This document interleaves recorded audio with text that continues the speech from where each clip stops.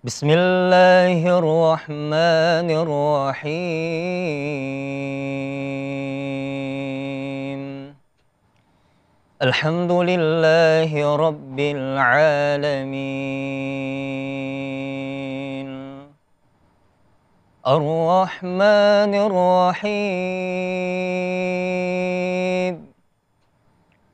Maliki yaumiddin.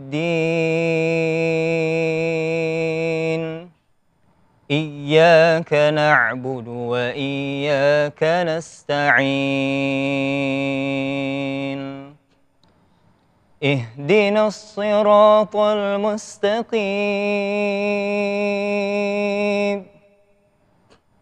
Siratal ladzina an'amta 'alaihim ghairil maghdubi 'alaihim waladdallin.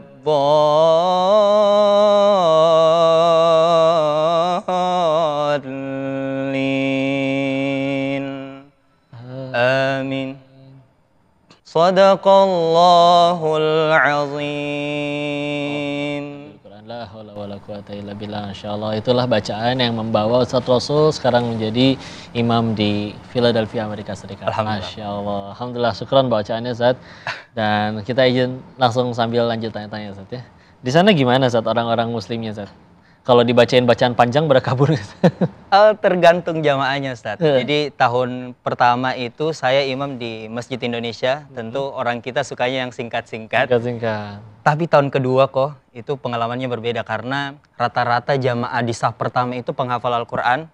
Okay. Mereka lebih senang kalau kita bacanya satu lembar, satu halaman. Ya, satu rakaat, satu lembar. Betul. Ya. Apalagi tarawih kok, itu bakal lama. Dan banyak halaman yang dibaca. Alhamdulillah. Mazhabnya gimana Zat? Pada kunut nggak di sana? Pada tidak kok. Enggak ya? Mereka itu didominasi sama warga dari Asia Selatan, PBB kalau kata India, Pakistan, Bangladesh. Karena mereka memang yang meramaikan masjid, rata-rata yang datang ke masjid itu orang mereka.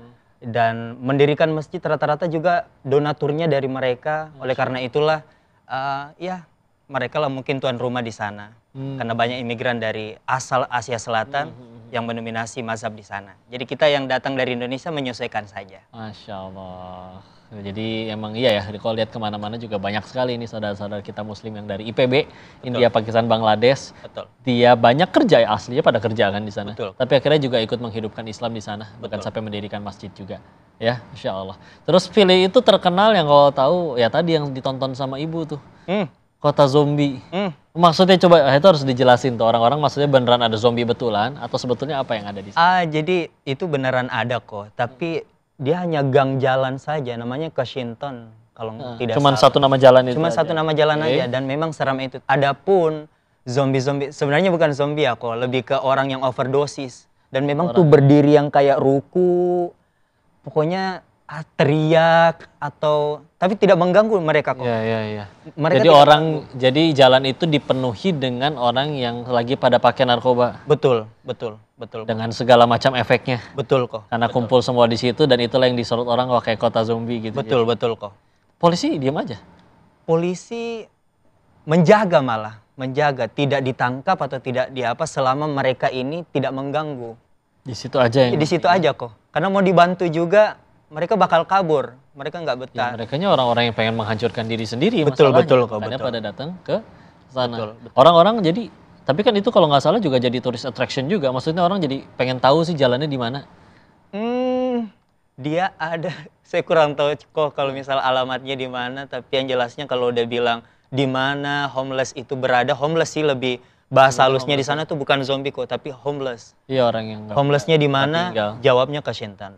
Dan akhirnya orang ke sana juga ngeliatin, oh beneran. Pernah nyampe ke sana yang ngeliat? Saya lihat dari mobil saja kok.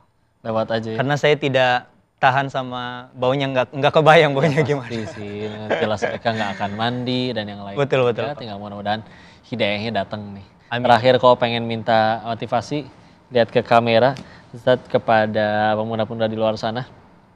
untuk tentu dekat dengan Al-Quran, dekat dengan Allah ya. Karena antum telah berhasil jadi bukti dengan Al-Quran, Masya Allah. Bisa keliling ke buminya Allah. Dimanapun buminya Allah tempat kita bersujud. Tapi wasilahnya kan melalui Al-Quran juga. Betul.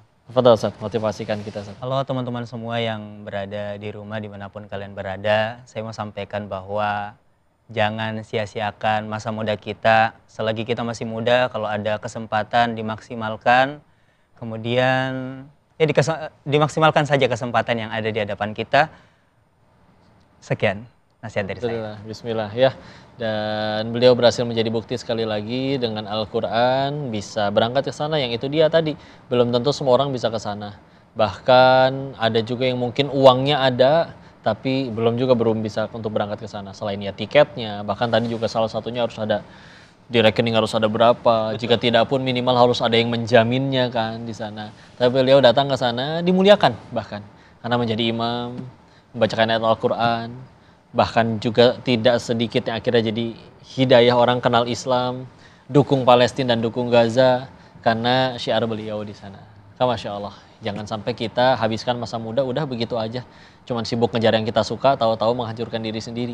Tapi kalau mendekat dengan Al-Quran, bismillah Allah sediakan masa depan yang jauh lebih baik dan jauh lebih barokah. Syukran Ustaz, jazakallah khair nasihatnya, mohon doanya, bismillah.